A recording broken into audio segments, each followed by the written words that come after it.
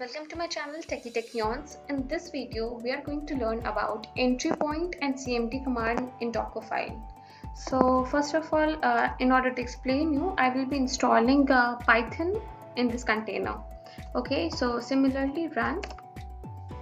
What I want is app get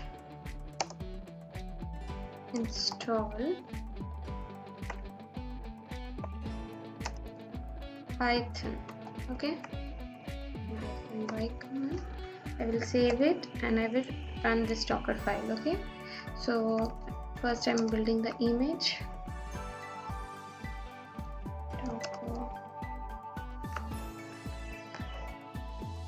So it's installing Python. You can see all the commands running.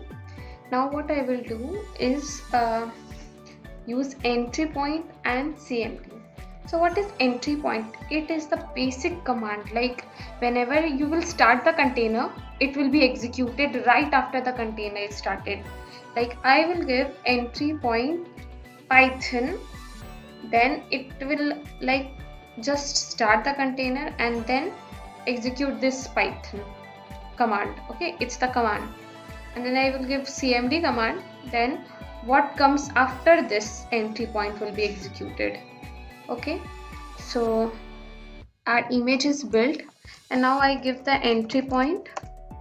Okay, and we are not going to use this method right now. I'm simply giving Python as the start command comes after this. Okay, so I want it to run, tell us the version. Okay, so save it, build the image. The image was successfully built. Okay, you can see it. Now I am going to run this image. What we saw, we got the Python version. It didn't enter. Earlier what we used to do is enter the image. Now it didn't enter, it just ran this current version.